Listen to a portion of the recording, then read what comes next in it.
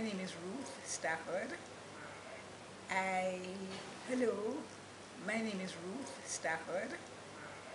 I have been interviewing St. Andrews former students, and Mrs. Marjorie Woodyatt McVicar is visiting from England, and I have been asked to interview her. Mrs. McVicar first came to Jamaica in 1947 with her parents, because both her parents took up positions at Calabar High School.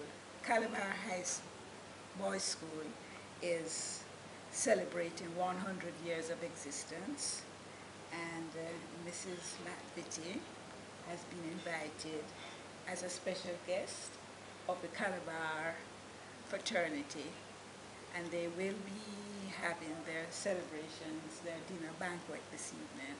So Gail, Peart, and I have been very fortunate to be at the Pegasus Hotel to conduct this interview. Okay, Mrs. McVicar, I'd like to return to the interview. All right. You said that your father was a Baptist minister, and he came to Calabar in order to be a teacher. Teach maths and physics. And what did your mother teach? My mother took the younger boys and taught them English and how to cope with books and dollars. Okay. And do you mind telling me how old you were when you arrived in Jamaica? I arrived in Jamaica when I was 14. Because I had my 14th birthday on the boat. And so you attended St. Andrew High School at age 14? Yeah. Okay. I started off in level 5. Could you just tell me what you thought of St. Andrew High School? If you could just describe. Well, I had already left the high school behind me. Okay. And I found it quite a bit difficult in a way. Because, I mean, I didn't know the girls, and the girls didn't know me. Right. And so it was a new experience. And well, the thing was, see, I left third year from the UK. We just started third year. And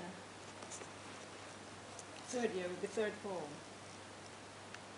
Is that no, it was the third year, because I'd been there first year, second year, and into the third year. And yeah. that was the thing. And so when you came to St. Andrew, they would put you in a higher class and well, what? You see, it seemed to be that, because I was under the impression that I would be able to do the school certificate the year after. Yeah. But it didn't work out that way. Okay. But I did the Cambridge thing, that was okay. Okay. How many years after did you do Cambridge? I went into sixth form. No, when you got to St. Andrew, you started St. Andrew in 1947. What year did you do your senior Cambridge exam?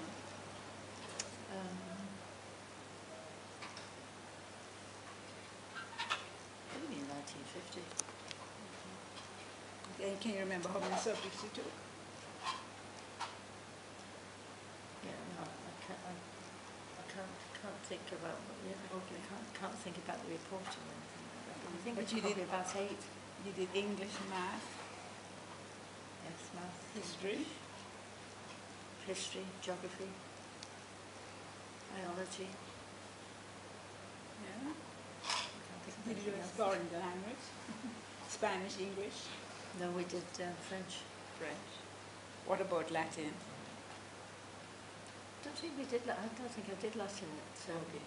St. Andrews, because I'd already had a year of Latin at the girls' high school, which I was at in the UK.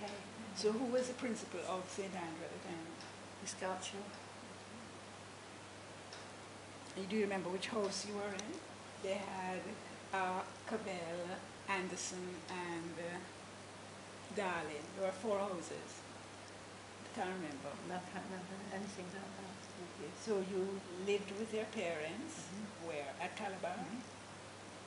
And how did you get to school? On a bike. Oh, you rode a bicycle? So you must have been I quite had to come up that hill, Slide Pen Road, and all this of it. It's okay going home, but Where was Calabar at the time? Studley Park.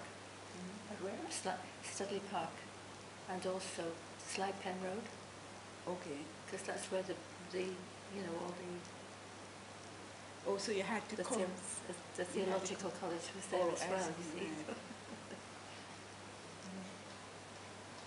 And then school started at 8:30? 8 o'clock, I think. 8 it was. until what time? And then it finished about 1 o'clock.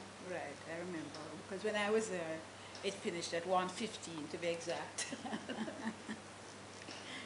So did you do any extracurricular activities like tennis or hockey or track and field? Yes, yeah, it was part of the deal, that, yes, sort of doing games and stuff, hockey, and So you actually played hockey? all that stuff, yeah.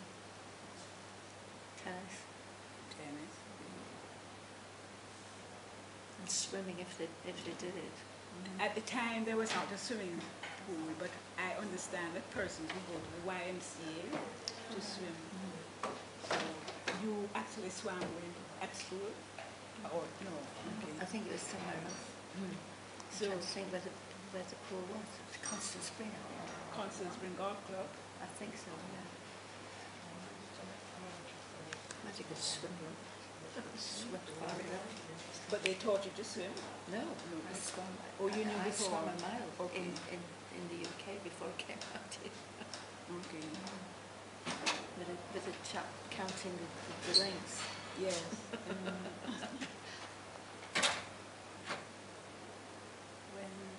Can you remember the teachers that were at St. Andrew at the time? Can't remember. There's Miss Stockhausen. Yes. We used to call her Stocky. And Oh, Miss Sherlock. She was the form mistress. Mrs. Sherlock. She was No, married. Miss. Miss? Miss, the sisters of Philip and the other one. Do you remember her name? All right, I can don't know, find I out. just can't remember what her first name was. Yeah, I can find out because And then there was one. She was Cornish, and she did history. And I can't believe if I can remember her name. her last name was Cornish. Hmm? The person who taught you history was Miss Cornish. Probably.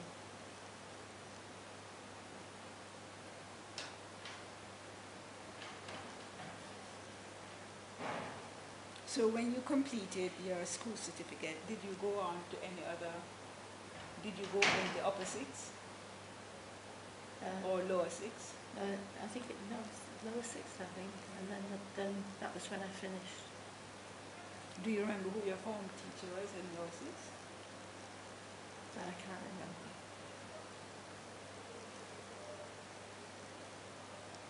What did Miss Sherlock teach you? Oh, that was literature. Literature. Do you remember any names of students who were at St. Andrew while you were there? Yes, there were 2 Scots lassies there. Two? 2 Scots lassies in the same form as I was in. But you don't know their names? Yeah, I can't remember their surname now. Their father was I think at one of the sugar plantations. The older one was Fiona. P-H-E. And the younger one was Sylvan. How do you spell Fiona? P-H-E. F-I-O-N-A. P-H-E-F-I-O-N-A. And Sylvan. Fiona, and Sylvan was S-U-I-L-V-E-N. the name of a Scottish mountain. Excuse me, could please repeat it? I didn't get it. S-U-I-L-V-E-N. S-U-I-L-V-E-N. Sullivan. Sullivan, okay. But you can't remember their last name. I really can't do it. I mean, they were from Scotland as well. So they were not borders. Did they have borders when you were there? I think they were borders, those two. Yeah. Because I think if their parents were, I don't know whereabouts in the island they were, but they were. So can you remember, how many students were in your form when you got into lower 5? I suppose probably about 22 or something like that. And you had to wear this uniform, which was burgundy red, and a white blouse. I had to wait for it.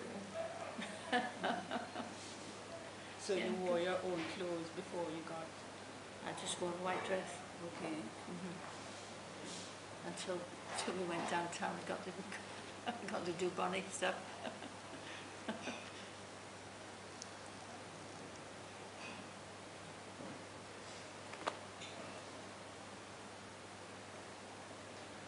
So what was your impression of St. Andrew? I don't know, quite pleased with it in a way. Can you think of any outstanding event that took place at... Yes, I will do. I'll tell you what I did before I left.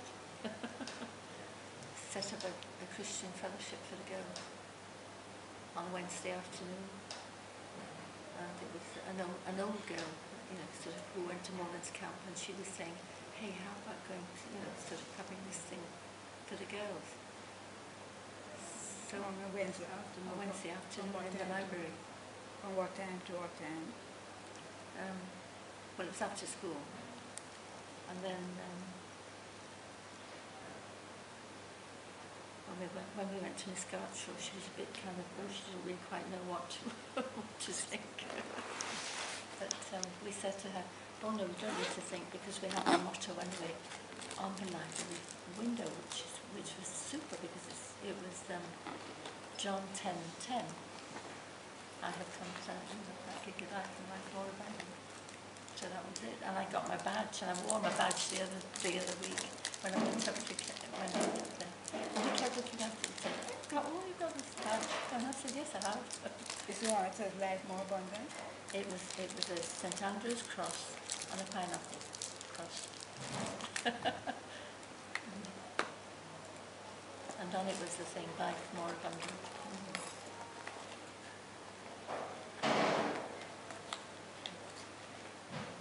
Then in 1950,